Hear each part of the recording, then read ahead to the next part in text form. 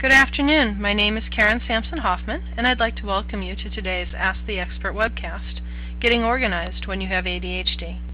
We are welcoming Susan Pinsky, author of Organizing Solutions for People with ADHD. The Ask the Expert webcast series is presented by the National Resource Center on ADHD, which gives the general public access to top clinicians, researchers, and other professionals. The National Resource Center is a partnership between CHAD and the Centers for Disease Control and Prevention and serves as the national clearinghouse for the latest evidence-based information on ADHD. A recording of today's broadcast will be available through the National Resource Center on ADHD's website, www.helpforadhd.org, under the Ask the Expert, in about two business days. To view the recording sooner, please follow the same link you used today to join us.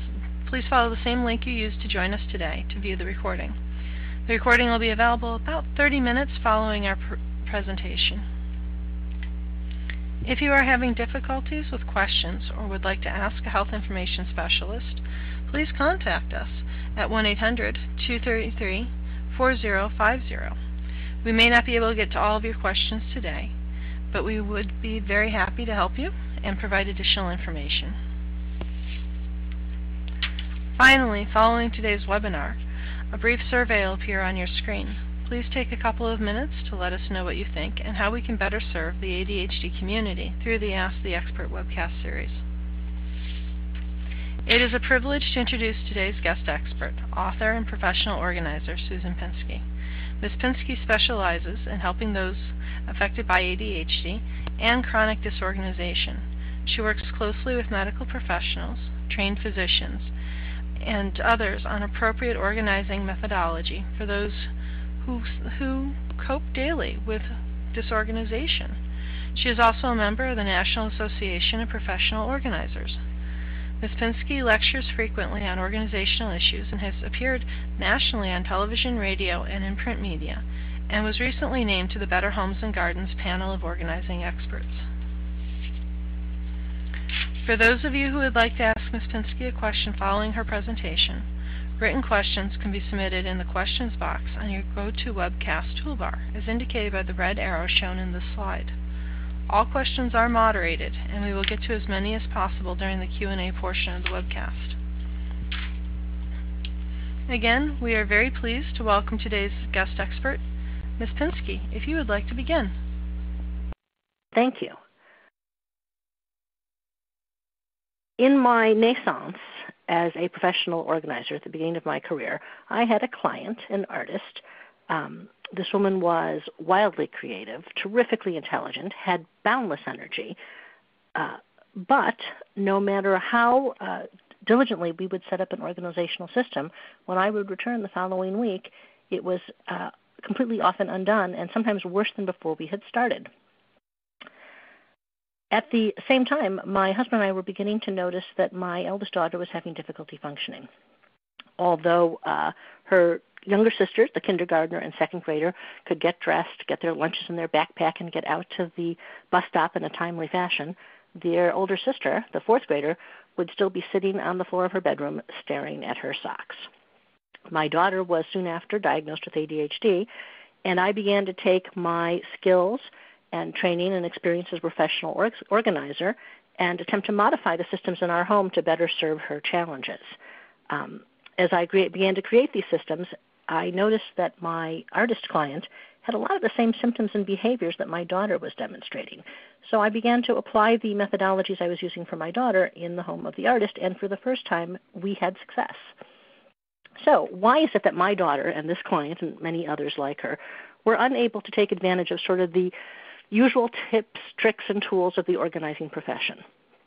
As it turns out, not all organization is good organization. Let me give you an example. I could organize your shoes by putting all of your left shoes in the attic and all of your right shoes in the basement. Hey, it's organized, isn't it? But as we see, it's inefficient. As it turns out, organization is an equation. It's a shuffling of time, space, money, and effort. When we are organizing for those with ADHD, we want to give the most weight, the most value to of time and effort. So efficiency is our battle cry. We subsume all other values to that most important value, efficiency. That means creating systems that have the fewest number of steps, the least amount of effort. They are simple in that they are streamlined. When they are streamlined and simple, they are maintainable and manageable. Let's go back to the shoe paradigm. Another client of mine, when I came in, she had tried to organize her shoes by putting them in clear plastic boxes, which she had stacked in her closet. It was very space efficient, but it was not effort efficient. The first time she went to get a pair of shoes from the bottom of the stack, she had to undo that entire stack. She never did manage to restack it, and the shoe boxes were all over the living room. It was just a bedroom. It was just an inefficient system. So the system we instituted for this client is we reduced the number of shoes she owned to a number that would fit in a single row along the back of her closet. Her new maintainable system was to walk into her bedroom, toe off her shoes, and kick them into the closet in one motion. She didn't even have to bend over. It was an extremely efficient and maintainable system. It was not a pretty system, but it was a maintainable system. As it turns out, in order for her to do this, we had to, again, reduce her shoes. She had to be resourceful and resilient. She had to be resilient about having only one pair of black pumps as opposed to 5, and she had to be resourceful with the fewer shoes she had and how to put together an outfit. But it turns out that reduction is the shortest path to efficiency. It is the most clear and straightforward way to get there. If we reduce, we encourage resourcefulness and resilience while rejecting other values such as hyper-frugal or beauty or hypervigilance, or even over-prepared. Prepared sounds like it's organized, but in an ADHD home, preparing for eventualities that may never happen is a waste of time and effort. I once heard a Tupperware commercial, it may have been Rubbermaid, in which the announcer stated, "Buy our 50-pack of Tupperware. You will be so organized because you will be so prepared. Whether it's a drumstick or a roaster, you will have the correct size container for any possible volume of leftovers." Well, here's what I know. I know that if you have 50 pieces of Tupperware, you're not organized, you're drowning in clutter. If you have 50 pieces of Tupperware, you are nesting the various sizes to fit them into your cabinet. The lids are being stored separately. You're probably going through some enormous Rubik's Cube juggling act to fit it all in and fit it out. You can't share chores because nobody else in the household knows which lid goes to which container. My sister-in-law once said to me at Thanksgiving, brilliantly, if you have leftover Tupperware on Thanksgiving, you have too much Tupperware. It made so much sense. Why shouldn't we be resourceful with a little bit of saran wrap and tinfoil a couple of times a year rather than be buried in all this Tupperware? For most families, I recommend about 6 containers of Tupperware. Obviously, there are exceptions. But if you have 6 containers of Tupperware, that's 3 nights of leftover food. By the 4th night, it really is time to throw out the 4-day-old food. The golden rule of organizing is that inventory conform to storage. In an ADHD home, we want inventory to be less than storage. If inventory conforms to storage, then all of your stuff fits comfortably on your shelves and in your drawers. If inventory is less than storage, then we have empty drawer space and empty shelf space. Why is that? That's because organizing, my friends, is about the last step. The way we stay organized is by putting things away. It is the maintenance step that creates organization. There is no organizational system you can set up on this planet that will continue to work unless you maintain it by putting things away where they belong. So when I'm organizing an ADHD home, I am trying to simplify that last step. I'm trying to make it easy. One motion, no juggling to put things away. On the slide you see before you, if we look at the left-hand cabinet, it looks very tedious to empty the dishwasher into that cabinet. On the right-hand cabinet, however, it almost seduces us. It almost looks fun to empty the dishwasher. Well, the left-hand cabinet, while you and I or other neurotypicals might perceive it as tedious, people with ADHD would perceive it as torturous. What for the average person just appears tedious, for those with ADHD is a torturous and huge effort. We want in an ADHD home to reduce that effort. We want to make those torturous tasks quick. We do not want to draw them out and make them fussy, making it difficult for the ADHD family member to maintain the house. In order to do this, we have to give up a lot of pretty stuff in order to make pretty spaces. The end of every task is garbage. Garbage is a finishing task. The finishing task is usually the most tedious part of any chore. It's fun to take out the paints. It's not so fun to clean the paintbrushes. So when I walk into an ADHD home, what I often find is that 40% of what I am doing is getting rid of the garbage. Why is it still in the home? It's in the home because the garbage system in the home is too complicated or awkward to encourage the client to get rid of the garbage.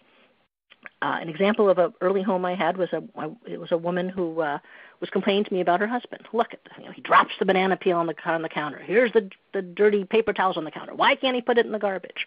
When I asked her to show me the garbage, she walked over to the sink, fiddled with the child latch, even though there were no children left in the home, opened the cabinet, and then awkwardly stuffed the paper towels into a covered garbage can under the sink. Well, no wonder this husband wasn't throwing out the garbage.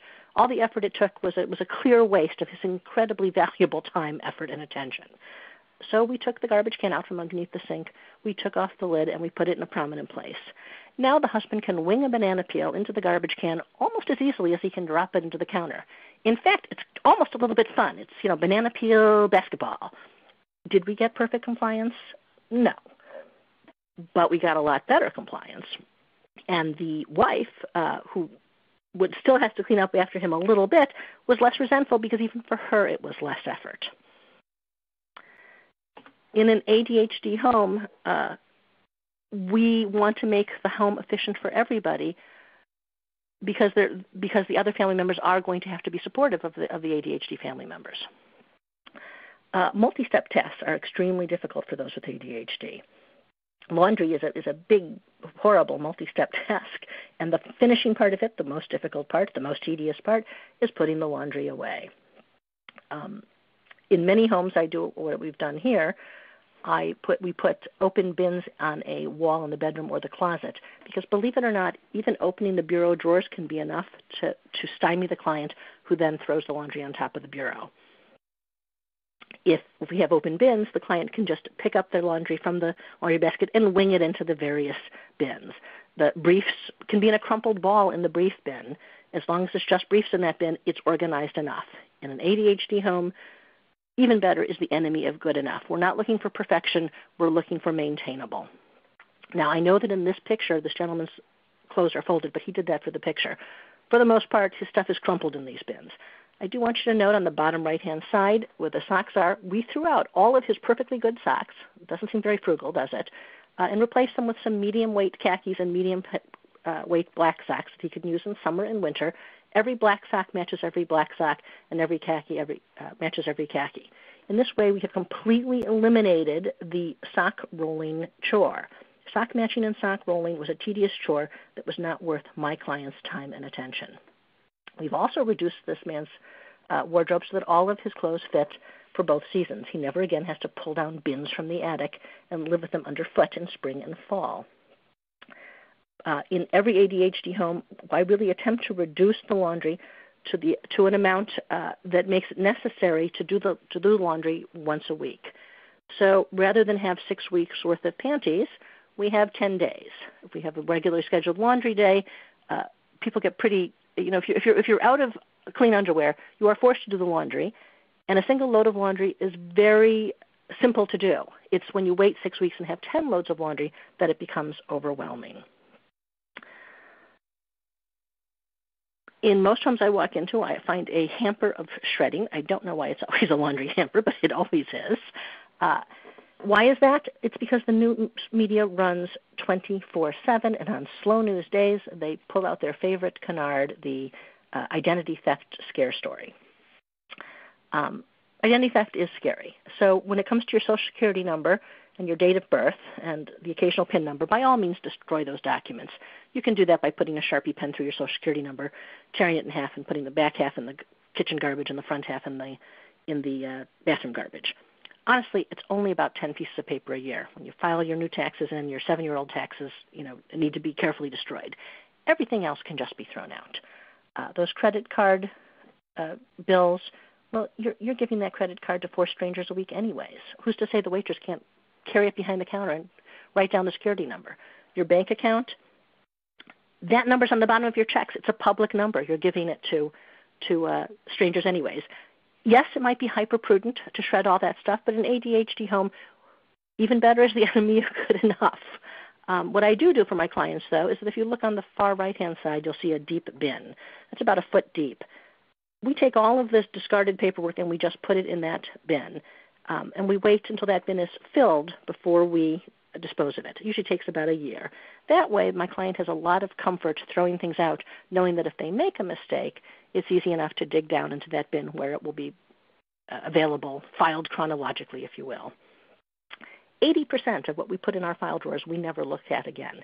Filing is a finishing task. For my clients, filing is a waste of their time and attention. The amount of effort to put into file a paper that they're probably never going to look at again is just not worth it. So I encourage my clients to use the slow recycle, or slow garbage as I call it, and eliminate most of their papers. Now I'm going to show how some of these same tricks I'm going to use with children. Fortunately, a lot of schools are going to virtual and online homework, so this is becoming a little dated. But for those of you who are still living in a paper system, as you can see, this mother was encouraging her son to file his completed homework, a complete waste of his time. Instead, we put an empty milk crate below his desk in September. We encouraged him to throw the completed homework in there when he was emptying his backpack. We kept the milk crate there until June so that if he made a mistake and that unit was on the test after all, he could dig it out. Again, this is just a way to make it easy to get rid of garbage so the clutter is not in your backpack and you have a sense of security so that you feel comfortable getting rid of those things you no longer need. Just as in the kitchen cabinet for the adults, we created space here in a children's area. We want to do the same thing. My husband, who grew up in the 60s, had a toy box full of toys and thought that he was rich with toys. Many children today have an entire playroom full of toys. It's an FAO Schwartz showroom down there. Nobody could maintain it. If you live in a home in which there is a designated playroom space with a door on it, then I suggest you take all the toys in the home, from the bedroom to the family room, and you put them all in the playroom. There should be toys nowhere else in the house but in the playroom. That will make the rest of the house easy to pick up. In an ADHD home, we want every room in the house able to be picked up in under 2 minutes.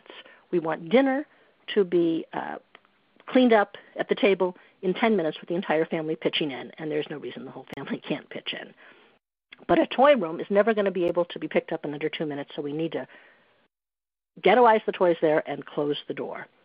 In a smaller home or an apartment, you're going to want to reduce the toys to the number that will fit on a tall bookcase.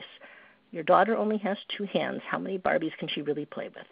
If she only has 2 Barbies, the heads will soon come off, and she'll get the excitement of having a new Barbie by throwing out the old one. Children are stimulated by new toys, not by having mounds and mounds of old and broken toys. You'll notice also these are open bins, so the kids can wing their toys in at pickup time with one single motion. It's the banana peel garbage paradigm. On the left, we see a very beautiful system for storing these Legos in their beautiful bins, but let's face it, they encourage dumping. The first thing you're going to do with that bin is dump it over, making a mess before you've even begun to play. And in an ADHD home where the parent probably doesn't have a lot of extra time, we don't want to make unnecessary messes. The low shallow bin on the right discourages dumping because it would be awkward to pick it up. Even if we triple the amount of Legos in there, the child would still be able to see them in one simple layer. There's no reason to dump them over. When your child goes to clean, if they have ADHD, they may need you in the room lending them focus. However, I found an egg timer often works very well. You set it for 3 minutes, and you say to the child, okay, you're going to race the timer. Clean up as fast as you can. Hurry, hurry, hurry. When the timer bings, after 3 minutes, the child is done. It doesn't matter if the room is done. You have to stick to your word, Mom and Dad. The job is done. But if you've reduced in the home, honestly, any room should be able to be picked up in under 3 minutes, and probably the child's room will be done. Look, structure and routine are a drag for us all. They just sound like a drag, don't they? Structure, routine. But it is too much work to reinvent the wheel every day.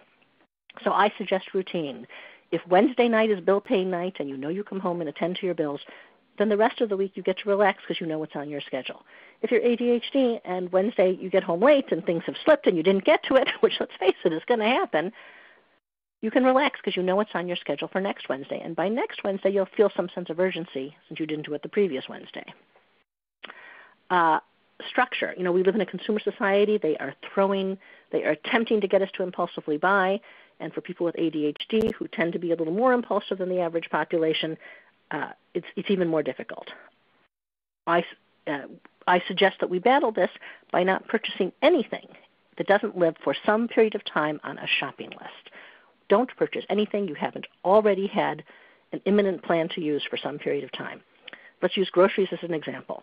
If we have a running grocery list in the kitchen and everybody knows that if the eggs get low, it's their responsibility to write eggs or bread on the list, then we only purchase those things that we're running out of. When we get to the grocery store, if we see that milk is not on the list and we think we're low on milk, I recommend we don't buy it. If you get home and discover, milk wasn't, it turns out we're out of milk, I should have bought it, that's okay. You can be a little bit resourceful and resilient and have toast instead of cereal this week. The marketers would have you believe that running out of something is a tragedy of organization. I say it is a triumph of organization. If you are running out of needed items and being resourceful and resilient with the items that are left, then your cupboards are uncluttered. You are not tying up a lot of money and wasting a lot of money on items you don't need anyways.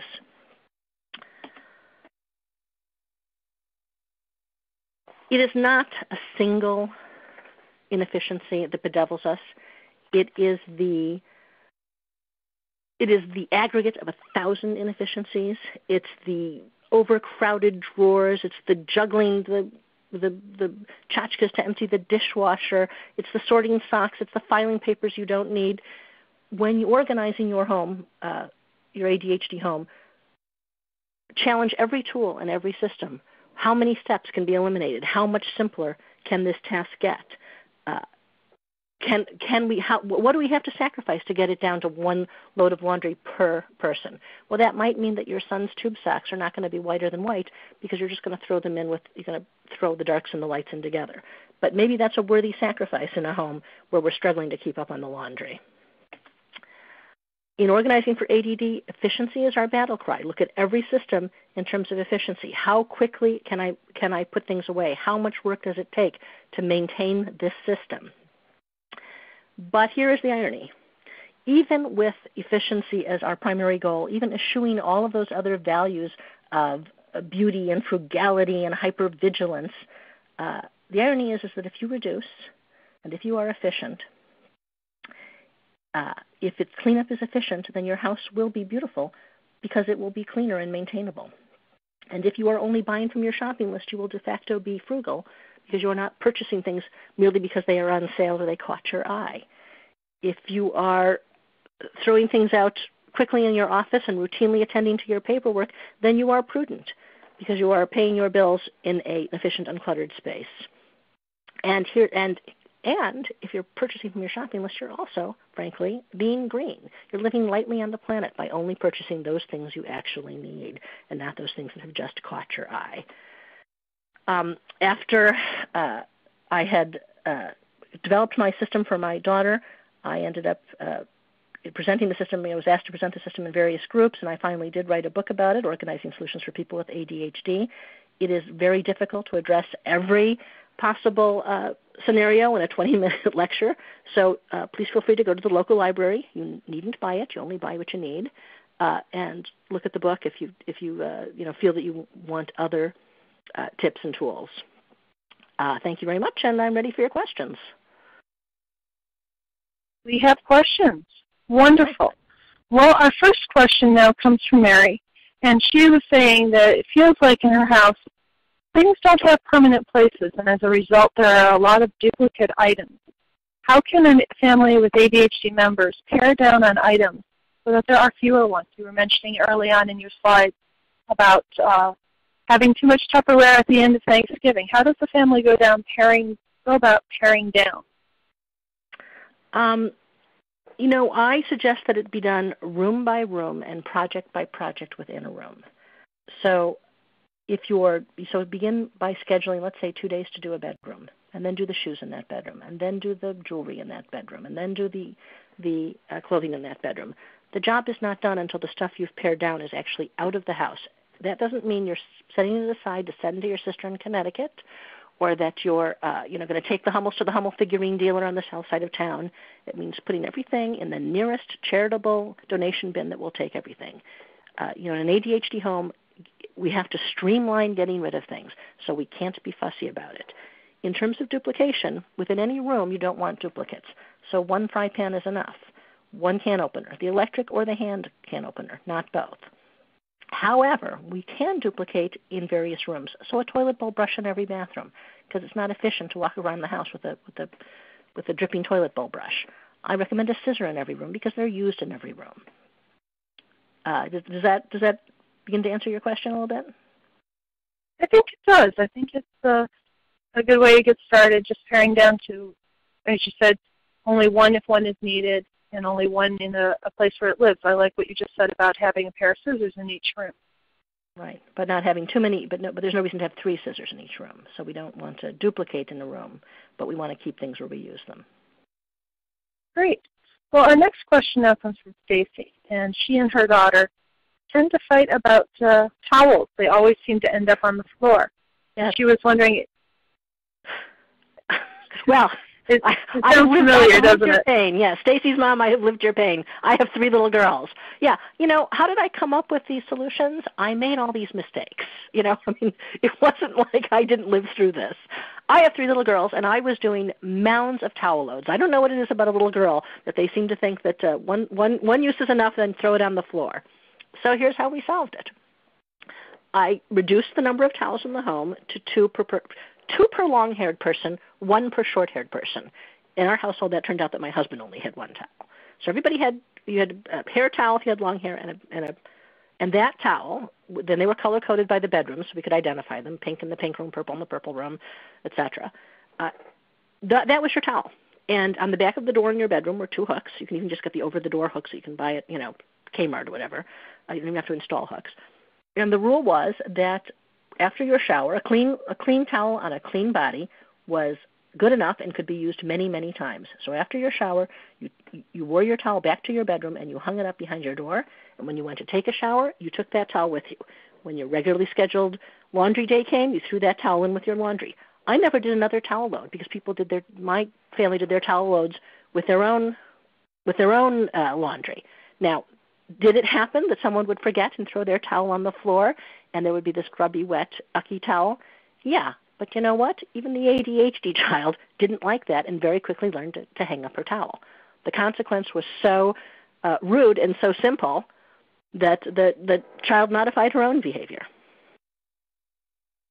To this day, the towels in my house are 2 per person. That's pretty good. 2 per person. I think that might also go back to helping to pare down items in the linen closet. Right, and again, 2 per long-haired person. My husband, who's bald, doesn't need a hair towel, so he has 1 towel. And it's a very important towel, I imagine. Well, we have one of our participants says that you mentioned the book title just a little bit ago and was hoping you could repeat the title of the book and where a person might be able to find that. The book is available on Amazon, at Barnes & Noble, all of your local bookstores. And the name of the book is Organizing Solutions for People with ADHD. After I wrote the book, interviewers kept saying to me, but these solutions would work for anybody. And in fact, the publishing company came back to me and said, we've had so much interest, can you write another one for sort of, neurotypicals, if you will? And I said, well, it would be the same book, because what I've come to realize is, why are any of us being inefficient? Why are any of us buying stuff on impulse? Why are any of us spending time, fussily doing things in repackaging our groceries in Tupperware so it matches and looks pretty when it already comes in a perfectly good Cheerios box? So I now apply those same precepts to any home in which I'm organizing, whether it's ADHD or not, and even in my own home. But I did write the second book because the publishing company wanted me to do it, and that's the Fast and Furious 5-Step Organizing Solution. It's the same message. It's a little less draconian. All right. Well, I think that's a book that a lot of people are going to be interested in. Our next question comes from Carl, and he says that a lot of the tips you've just given are great for kids and for families, but do you have any tips for adults who work in offices? What can a person do to organize their workspace? I do. One of the things I recommend is using the idea of the body doubling. Team up. People with ADHD tend to be, this is just anecdotal, but what I've noticed is these are really sharp cookies. These people are really smart. They're unbelievably creative. They are idea generators. They generate ideas so quickly and so brilliantly. What they're not so great at is the finishing task, is the tedious stuff that the paper pushers, cross the T's, dot the I, or people like me. I don't generate the ideas, but I'm pretty good at picking up after you. So team up. You have a big project at work, team up.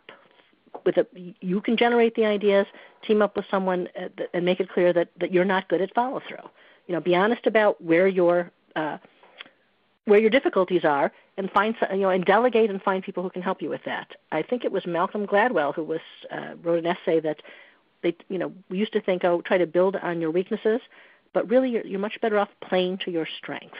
Be honest about your weaknesses and play to your strengths. Well, here's a question that hopefully plays to one's strengths and happens to be near and dear to my heart. One of our participants was wondering if you have any tips on washing dishes when a family or an individual doesn't have a dishwasher. I know this is a little off topic from keeping the cubicle clean, but it is one that kind of plays together. How do you keep up with the dishes? As it turns out, that it is most efficient in any home to really do the dishes every night. If you don't have a dishwasher, you can have a dish pan next to the sink that gathers the dirty dishes during the day. But at the end of the dinner, everybody in the family should wash the dishes and clean up the kitchen so we start fresh the next morning. If everybody does it every night, it's a 10-minute chore. The other thing that happens is that if we're doing that, if we are washing the dishes every night, when someone comes later in the evening, they're able to use the kitchen efficiently if there aren't a mound of dirty dishes, and it keeps the the number of dirty dishes down to the number that's in the dish pan. So it's really about routine. It's about washing the dishes every night and doing that together. When my oldest had ADHD, at about 7, I realized that she could probably help with the dishes. The minute she started helping, I realized, if this kid can do it, I think the 5-year-old can do it. And sure enough, and the minute the 5-year-old started, I realized, if the 5-year-old can do this, I think the 3-year-old can do it. My 3-year-old daughter had to stand on a chair to dry the dishes with her towels. But you know what? She could do it. It wasn't perfectly done. On one occasion, I caught her using the dish rag to wipe up her snotty nose. But it taught her good skills, and it was excellent family time. By the time the kids were teenagers, many of the really important conversations we had as a family happened while somebody had their hands in soapy water at the sink.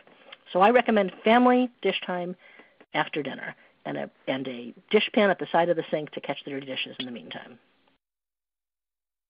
All right. Well, it sounds like in addition to building good routine and good life skills, the dishes are clean, having that routine and having everyone going. Right. And I know that dishes can pile up quickly in homes where there is ADHD and in homes where there is not. The lack of the dishwasher can do that too. Right. Well, and it's like the previous caller who said, I want to find a home for things. The dish pan creates the home for dirty dishes. It's a place. It's like throwing the banana peels into the garbage can. It gives you a goal. It gives you a target. For that person, we didn't really talk so much about store things where you use them. It's a way to ask yourself, where is the home for something? And I'm going back a little bit here, but it occurs to me this might be helpful to her. A lot of people think that when I walk in, I'm going to wave my magic wand and create these complex and fabulous systems.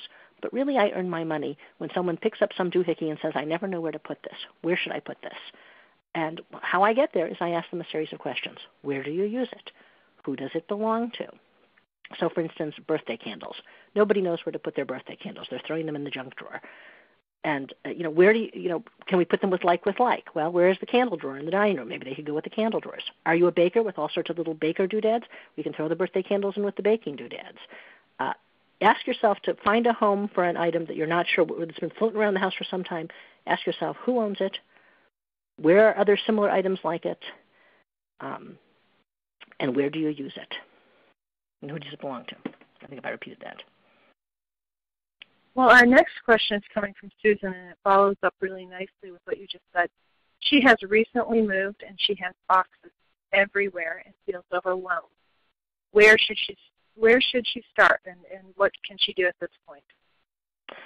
Well, Susan, hopefully the boxes are at least in the rooms they belong in. Hopefully that they were labeled bedroom and the box in the bedroom is in the bedroom and the box that's in the kitchen is in the kitchen.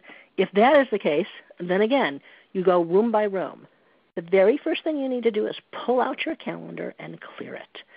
Really, you shouldn't be doing anything else until your house is unpacked because it's too difficult to live in a house that isn't packed. So for all of the forthcoming weekends, clear your calendar and unpack and move into your house.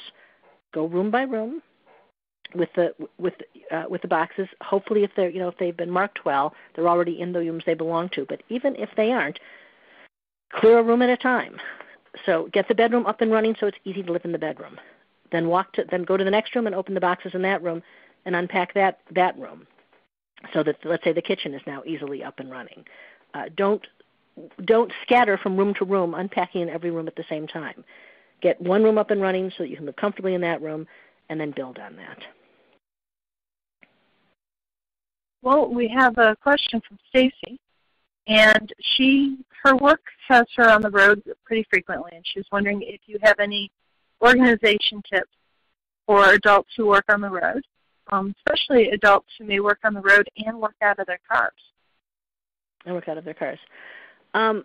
it turns out, packing is the one thing that I really hate to do. I think it's the one way in which, I feel the pain of the ADHD community. I just find it torturous. So one of the ways to reduce the pain of packing is to always remain packed, if you will. So I always have a toiletry kit that has all of my medications and a second, a toothbrush, toothpaste, everything I would need, so I don't have to tediously pack my toiletry kit every time I go. This is a good instance where a duplicate of everything you need in travel size in the toiletry kit. I know when I go on a business trip that I'm always going to need pajamas and a bathrobe, so I keep those in my suitcase. If my suitcase is already half packed with the things I need on every trip, it becomes easier to pack for the next trip. In terms of working from your car, we live in a digital age, and for people with ADHD, it has been a wonderful thing.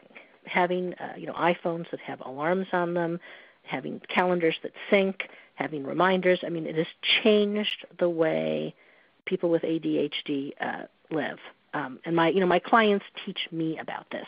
I'm not that great technologically, and I am constantly amazed at how cleverly they are, applying these apps to help with their life. So if you're living on what that also means, though, is that you can't get away from your email. So one of the things I think that I would do is I would schedule. I would have routine. I'm on the road. I come home from dinner. I take out my laptop. I give it an hour. But then you also give yourself an hour off. If you're working from your car, that's particularly difficult because it's such a confined space. So the most important thing in terms of the car is get the garbage out. If you're eating in your car, the next time you leave the car, you bring that garbage with you. I would recommend against even having a garbage bag in the car, because even though that would give you a target, what happens is the garbage bag begins to overflow. So the most important part of living out of your car, or functioning out of your car, is that every night when you come home, you give yourself 10 minutes to clear out that car. Just like doing the dishes at night. You want to clear the decks so the next morning you can function easily. When you come home with your car at night, or park your car wherever it's going to be, you clear it out so that the next time you go in, you enter the car, if you have to function out of there, you've got the space and the breathing room to do so. Well, we've got two questions now. One is from Jane and one is from Elizabeth, and both of them have high school students. And Elizabeth was wondering, how do you help a high school student who feels most comfortable when she's surrounded by stuff and she doesn't want to reduce her belongings? And Jane's student has a very messy school locker. Evidently things are getting lost. And she was wondering, how do you encourage organizing that school locker when it's very narrow and it's hard to find things in there? Right. So let's go back. The first student, remind me what the first student's problem was. Her problem is she seems to feel most comfortable when she's surrounded by stuff that her mother does. Right. Okay. So here we have. So ladies, I had teenage girls. Nothing is perfect. If you yourself live in a home in which you've reduced stuff and that stuff is not important, experience is important, you're going to teach a little bit through osmosis. You can't tell your kids to get rid of all their clutter when you have all of your clutter hanging out. But beyond that, to some extent, all you can do is say to your child, especially by the time they're a teenager, and you're creating a boundary, is your clutter must stay in your bedroom, so that they have to live with the consequences of their clutter. But when they come out of the bedroom, at least the kitchen functions well, and the basement functions well, and the family room functions well, and the office functions well. Unfortunately, you have to let go of the reins a little bit when they're teenagers and let them live a little bit in their own clutter. I would recommend, if again you're in an ADHD home, one of the things I've done recently, learned it from a client, is painted all the walls in my home a bright and fun colors. Because if you're not going to have a lot of stuff around, then you want to make the home pretty with color. And color on the wall gives life without presenting clutter. So the daughter who wants to be surrounded by stuff, I might explore with her, look, what if we got rid of a lot of the stuff, but we painted your bedroom a fabulous color? We got you a new bedspread, throwing out the old one, in a glorious color. You reduce the amount of things she owns at the moment, but the things that she does own, you make special and colorful. The child who's having locker issues, again, I wish I had the perfect answer for this. I just don't. I would help the child again when they walk through the door. They may need your help emptying their backpack every night when they come in through the door. Even though it's a high school kid, this is the kind of body doubling and lending focus that we talked about in the slides. Having them get into, if their backpack is emptied when they get home, then they're not emptying their backpack into their locker. It means more work and more support from mom, but it also teaches them a good skill and a good routine. Again, it's about getting rid of the garbage, right? Emptying the backpack, getting the garbage out of there, getting the candy wrappers out of there so they don't end up back in the lockers. Some of the schools, the lockers really, frankly, are too small for the volume the kids need. There's really nothing you can do about that. Well, we've got one question to follow that up, and this one's from Patty. And she has a student in middle school, and she was wondering about organizing the binders for school. Notebooks, a lot of information. Right. Any suggestions on that? I found with my, children, watching them go through it, and then with, my clients' children, wherever possible. Now, sometimes the teachers are very clear about exactly how they want it all organized, but wherever possible, I prefer one binder per child rather than a binder for every subject. It's just too easy to lose a binder for every subject. It does mean that the single binder will be quite thick, and again, it means that you have to service it more often. You have to, as a parent, support when they come in. Let's pull out everything you don't need in here anymore and throw it in the milk crate under the bin. In a perfect world, there are school systems now that are going to almost completely virtual. So what happens is the kids come home from school, they log in, they hear the lecture at home. The lecture is essentially a podcast, if you will. Then when they go to school in the classroom, they do the homework. So if they have questions, the teacher's there to answer the questions. The nice thing about that is there's no, what is my assignment? I've lost my homework. It's extremely ADHD friendly. So in a perfect world, you move to that school, to a school district that's gone very virtual. Obviously, that's not workable for everybody. All right. Well, thank you. We've got a question from Heather, and a few other of our participants had a similar question. A minute ago, you were talking about going virtual, and also the individual who works out of their car and using their smartphone, using their tablets, and so forth. And Heather was wondering if you have any suggestions for apps that would be helpful in getting organized, staying organized. Right. So here again, I am not particularly technologically savvy, but what I have learned from my clients. Again, people with ADHD tend to be pretty brilliant and tend to be pretty tech savvy. So the apps that we have found to be, or that I have found among my clients to be the most helpful are the alarms, repeating alarms. So if you have, medication you have to take every day at a particular time of day, setting up your iPhone to, to go off at that time of day with a different, I've got one client, she has to give her dog medication. It comes off as a little bark so that she knows it's the dog's medication as opposed to just the same ring for every possible chore. Also, essentially the snooze button on these apps, so that when you have an alarm app that it goes off, but you can't attend at that moment, but 5 minutes later it goes off again, and that gives you another shot at doing whatever that task is. I really recommend that. I think at this point, what I've come to is that I'm not shilling her for Apple. I'm not getting any money for them, but become an Apple person, so that your computer, your phone, your tablet all sync together. Having access to your calendar on any device and having access to your email on any device is going to make your life simpler. All right. Well, and also, in addition to Apple's thinking systems like that, the Android system also does that. If you use any of the Android or Google products, same thing. You can sync them to your tablet, to your smartphone, to your desktop. And you're right, it is a big help for so many people. Well, our question now is coming from Ellen, and she has 2 children, and they share a bedroom. So I'm sure this sounds familiar also. Yeah. One of her kids has ADHD, and the other doesn't. She was wondering, how do you encourage them to be organized and to keep that system going? Well, again, I've made all these mistakes. Every home is different, and she may have no choice, but I had 3 little girls, and for a long time, my middle child was a very practical kid. I had share with the older one, thinking that she would help her get out the door. Turned out to be kind of a disaster because it slowed down the one kid and made the other kid feel sort of nagged at, if you will. When I switched it so that the ADHD kid had her own space, it was the home was much more harmonious because whatever mess she made only affected her, and the others didn't have to feel responsible for they did feel responsible for their sister, but in this case where it wasn't critical, they didn't have to feel responsible for her. I understand that may not be possible in the space this parent and child have. So in any organizational system, it is easier to maintain a system if we don't share spaces. If I share my desk with my kid, then when I go to organize my desk, I have to make an appointment with my kid. That's very inefficient. Here we have a shared bedroom space. As much as possible, we want to separate.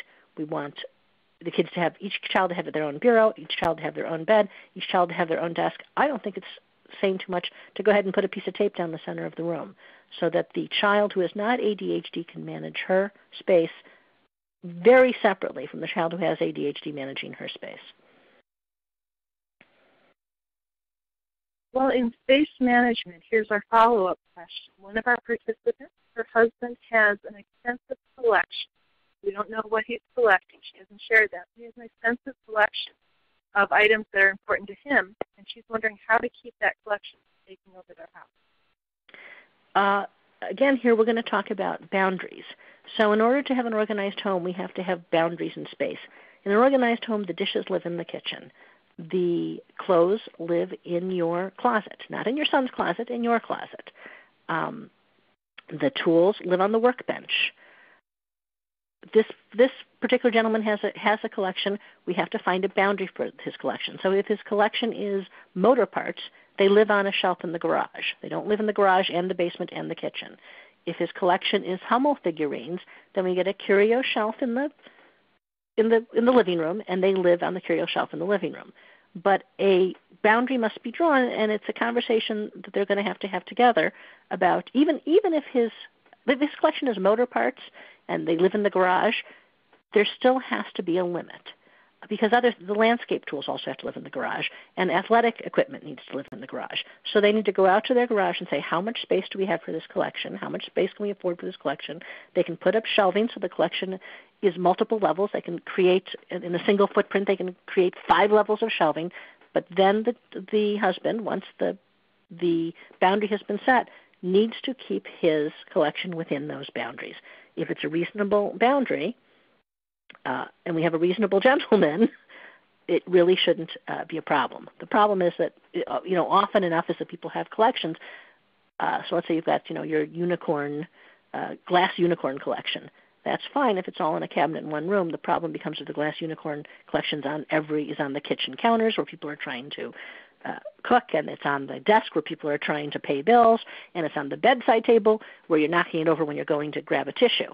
If the glass unicorns are all in a curio cabinet, again, sort of ghettoized, separated, within a boundary, within a drawn line, when their own home, then they're not going to be an irritant to the rest of the family. All right. Well, moving from collections of glass unicorns, we've got several people who have very similar questions. And the main question is how to organize notes and paperwork and not become overwhelmed. We've got students and office workers who are wondering what to do about email. We have a couple people wondering what to do about organizing to-do lists and using to-do lists. One has mentioned that she keeps losing the list and has started writing them over on scraps of paper and is losing those. So when it comes to all of the paperwork, all of the notes that we deal with daily, what are some general suggestions for these groups of people? Well, I'm a big believer in the to-do list because I don't think any of us can juggle all this information in our brains. But the first place, the most important to-do list, place for your to-do list is on your calendar. If it's a to-do tomorrow, it should go on your calendar. If it's a to-do next week, it should go on your calendar. The only to-do list that should exist for today is today's to-do list.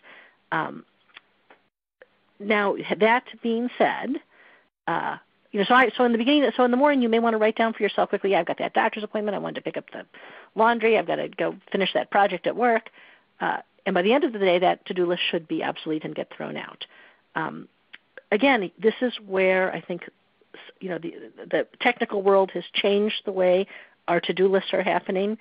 But I do find that some people don't really respond to the visual on the computer, so they may need a paper calendar.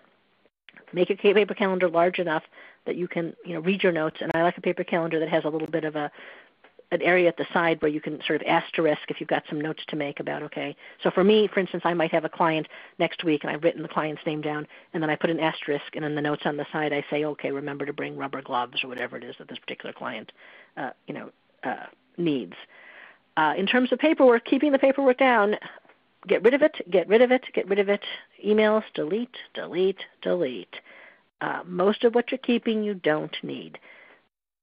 With many of my clients, it's really hard for them to keep up with deletions, so we make an email folder that's just called Archival 2013, and at the end of the year they take all their 2013 emails and they just throw it in the Archival 2013 folder and start fresh on 2014. The beauty of the computer is it's out of sight.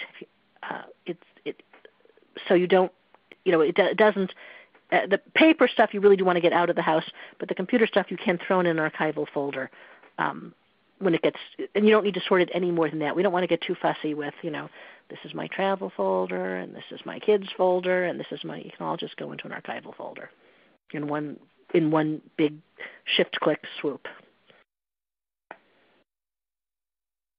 All right. Well, in that idea, we've got a participant who is asking how to schedule her day in order to keep her home organized, in order to keep her home picked up in an attractive sort of place instead of the clutter taking over. So again, just like the last question, which I have unfortunately had to be kind of general because all of these questions really are very specific to everybody's homes and specific to your space, specific to your life, specific to your home, specific to your habits. So let's assume this woman, since the talk I just gave was sort of geared toward mothers of young children a little bit, let's assume that this is the mother of young children. Once again, the way to stay on top of this is routine. When my kids were young, when they were home with me and my husband was off at work, at 4 o'clock before Daddy came home, we all scurried around and picked up so Daddy would walk into a clean house. It wasn't really that my husband cared. It was that it was a good moment in the day to get that done because dinner was coming and we knew we were going to have another big cleanup after dinner. Once the kids were in bed, my husband and I would walk around and pick up whatever was left. So we would fall asleep in a clean home. If it's done daily, it's not that big a deal. So the goal is to do small amounts of daily maintenance. I know it sounds tedious. I know it sounds horrific. But if it's done daily, it's 2 minutes and it's 3 minutes. If you've reduced your items so that it's not that big a deal to pick up, it's almost fun at the end of the day. It's not sexy. I wish there was something I could tell you. I could tell you buy a robot that's going to clean up for you. But the issue is routine. Clean up after every meal. Clean up especially after dinner. Once a day, walk around the house and pick up everything. In terms of laundry, have a laundry day. In terms of grocery shopping, have a grocery shopping day. I recommend, again, it's all about getting the garbage out. I recommend having grocery shopping day the day after garbage day. So if garbage is on Tuesday, you have leftovers on Tuesday night, or you have leftovers on Monday night, you clear out the fridge, and then Tuesday when you grocery shop, you're able to empty into a clean fridge and make an easy list because you're not filled with all that leftover clutter. All right. Routine. Well, routine. Always routine. Right. And that's one of the things that is suggested so much as far as behavior management aspect of ADHD, establishing routine. Well, right, our next question. Go ahead. I'm sorry. I was just remembering early on talking to a client who was saying, he came to it on his own. He realized he literally could not function without routine, and that it was distressing for him to go on vacation because he was so discombobulated by not having his routine. So on the one hand, routine sounds like this drag. On the other hand, it's a lifeline. Well, on the idea of lifeline, we've got a question from Melissa, and she has 2 children, siblings, and they have very different expectations for how clean and organized the space should be. It sounds like their room. And she was wondering, how do you help them when one of them has ADHD and the other doesn't? How do you help them find that happy medium? Well, again, so are these children sharing a bedroom? I believe so, although she hasn't said specifically.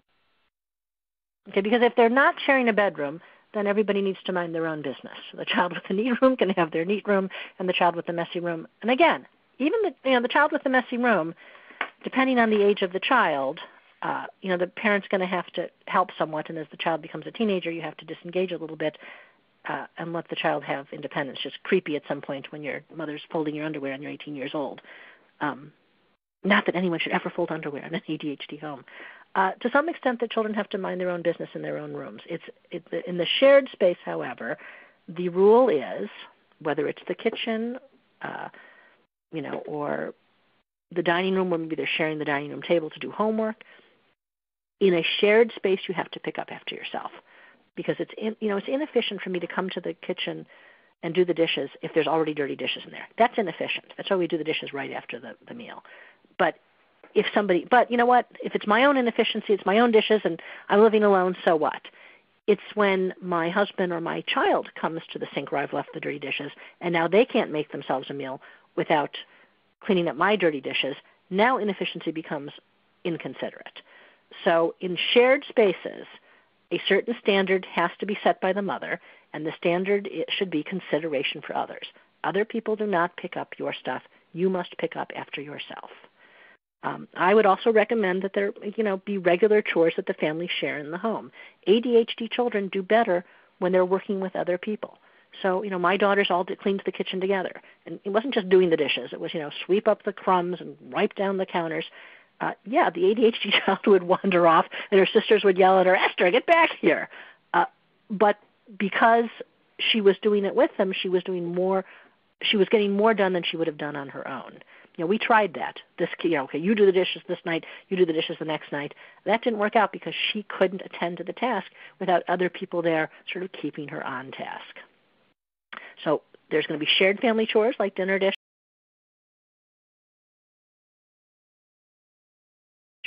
or cleaning the garage or raking the leaves.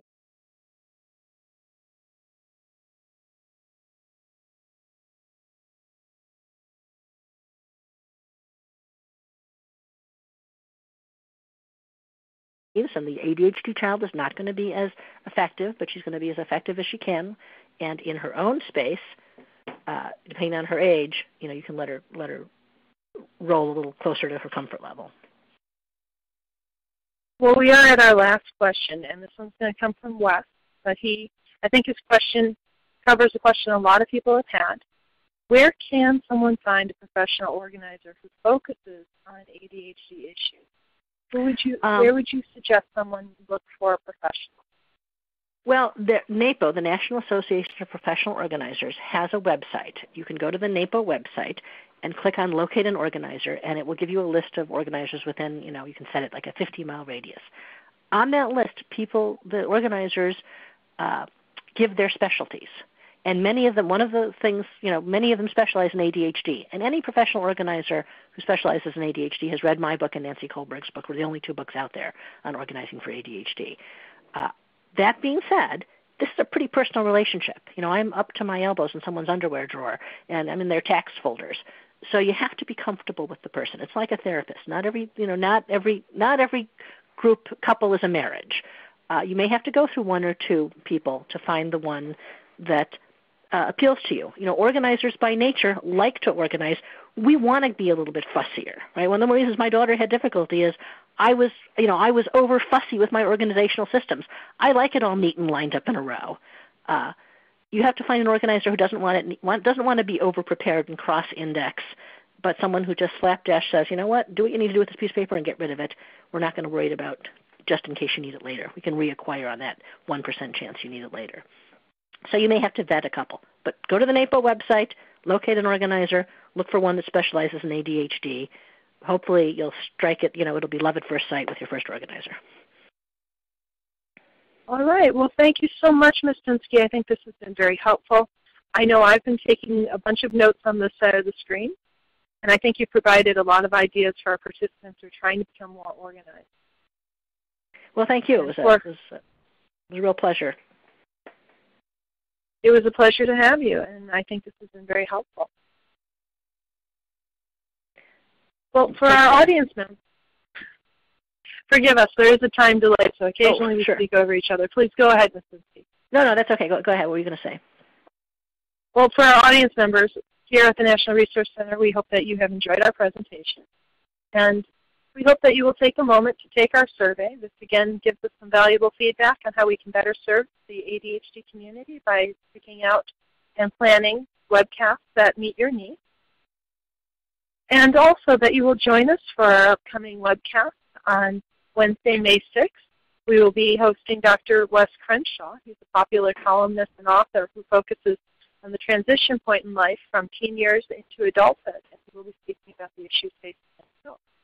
You can register now at helpforadhd.org or on the CHAD website at chad.org/asktheexpert. This has been a presentation of the National Resource Center on ADHD. Thank you, Ms. Pinsky, for being with us today. To our audience, thank you for joining us, and we hope that you all enjoy the rest of your day. Thank you very much, and have a good day. This is the end of our webinar.